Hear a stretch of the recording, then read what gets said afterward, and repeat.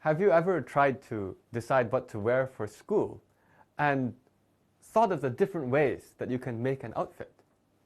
Suppose that you have some number of hats, shirts, and jackets. And suppose that the number you have of each is somewhere between 1 and 15, where it can be 1 and it can be 15. But suppose you actually calculated how many different outfits you can make, where you pick one of your hats, one of your shirts, and one of your jackets. And suppose you found out it's 40, which is a very nice number. How many different ways could there be for you to have hats, shirts, and jackets? This is a word problem where you can change the word problem into a math problem, which is just a multiplication problem, because the number of outfits you can have is just how many hats there are times how many shirts there are times how many jackets there are, and that's supposed to be 40. But you're only allowed to have 1 to 15 of each. So the question really is the number of ways to have 3 numbers multiplied together to be 40, where each of the numbers A, B, and C is in the range 1 to 15, where it can be 1 and it can be 15. And they also have to be whole numbers, integers. For this kind of question, we then have to prime factorize. We have to understand how to multiply numbers together to make 40. It is easier to think about this problem in terms of factorization, and also to think about it in a way where we hopefully don't have to write as much. Let me give a first tip. I'm going to do this question in 2 ways. One of the ways is easier at first, but it's harder when you have big numbers. The other way is harder at first, but easier with big numbers. For this first way, if I'm looking for how many ways there are to make A, B, and C, let's first pretend that we don't care what order A, B, and C are in. And what are the numbers A, B, and C anyway? So let's first make a list of ways to have, I'm going to call it the set A, B, and C. When I write these curly braces, what I mean is that the order is not important, where I just look at the numbers.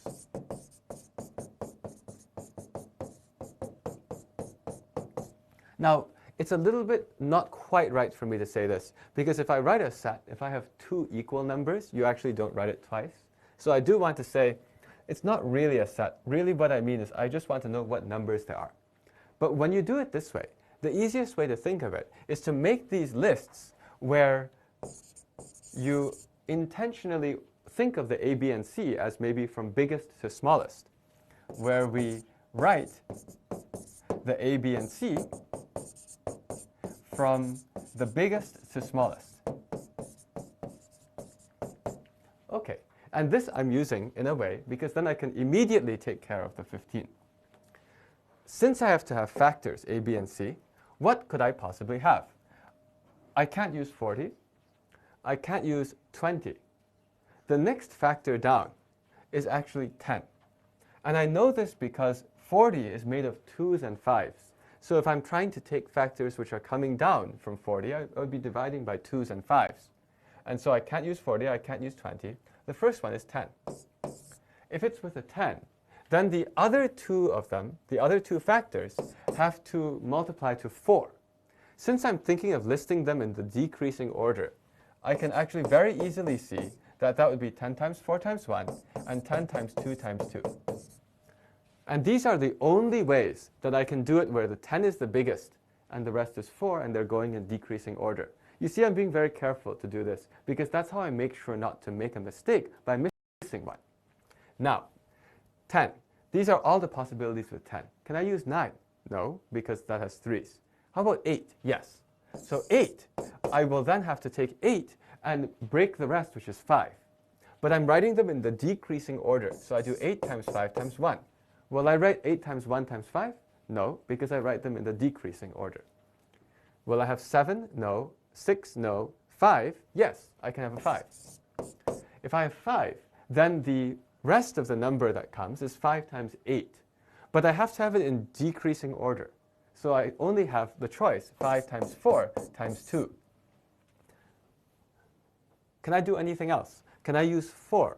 Well, if I'm using 4, then I need to have 4 times 10, and I would go 4 and 5 and 2. So I would not have the decreasing order anymore. And if you go even further down, I can't have 3, and if I have 2 and it's decreasing order, I would only get 2 times 2 times 2, which is 8. That's too small. Notice I've very carefully explained to myself why this is all the possibilities. You have to, whenever you do this kind of question, really think about that, or you will always count wrong. Okay, but now that I've done this, remember that I'm allowed to look at all the orders. And whenever I have A, B, and C, if I looked at the A, B, and C, how many ways can I rearrange? It's 6, 3 factorial ways to rearrange A, B, and C. And so the answer should just be 4 times 6, 24, which is wrong. This is actually the most common wrong answer. You see, if you're doing this kind of problem, you have to look a little bit more closely. There are 6 ways to rearrange 10, 4, and 1, because they are 3 are different. But the 10, 2, and 2 does not have 6 rearrangements. It only has 3 rearrangements. 10, 2, 2, 2, 10, 2, 2, 2, 10. Because there are 2 equal numbers. So this first one has 6. This one over here has 6. This over here has 6. And this over here has 3. And if you add all of these numbers together, you will find the complete answer to the problem of 18 plus 3, 21, which is the number of different ways you could have these numbers of hats and jackets and shirts. I promised you that I would have another way. The reason why on this kind of counting problem it's really important to have 2 ways is because it's very easy to have mistakes. So you want 2 very different ways that will give you the same answer at the end. The second way is actually more complicated. It starts easier in the sense that what I'm doing here on the other way is first I want to know how many ways there are to split to have the numbers of hats, shirts, and jackets where I don't care about this limitation. You see, I have this extra line here where the number of A, B, and C is 1 to 15. That actually makes the problem harder. What if I first calculate where I don't care about this, and then I calculate where I have this restriction? What do I mean? What I mean is I want to calculate the number of ways to get A times B times C equals 40, and then I want to subtract the number of ways where also one of A, B, and C is bigger than 15. It will only be 1. If you can see, I can't have more than 1. This is easy to me because the number of ways here where one of them is bigger is very small to count. Because here, if it's more, it would be a 20 times 2 times 1, this kind of thing. Or it would be a 40 times 1 times 1 type of thing. And so using the same logic as before, this gave me 6 of them, and this gave me 3 of them. And so the second piece here I already know is 9. Why I'm talking about this is because the first one is actually very beautiful.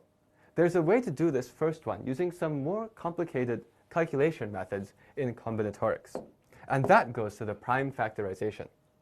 So let's go here. Number of ways to do A times B times C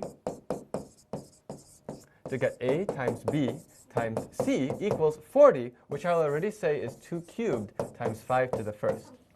Because if here I have 8 times 5. Now, the reason I do it this way is because once you think about A's, B's, and C's having some 2's and some 5's, what this means is that for each of the A's, B's, and C's, I can think of how many 2's there are and how many 5's there are. What I mean here is that actually what I'm counting is I have 3 2's to put in the A, the B, and the C. And separately, I also have 1 5 to put in the A and the B and the C. And then I will take how many ways can I split these 3 2's among these 3 A, B, and C's, and I'll take that answer and I multiply it by how many ways can I take my 1 5 and share it among the A, B, and C.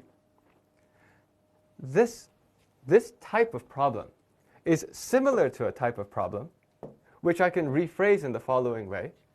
This first one, I have 3 2's to put into A, B, and C, is the same problem as saying I have 3 gold coins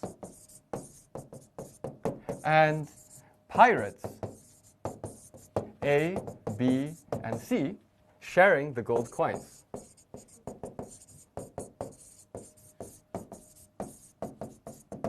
How many ways?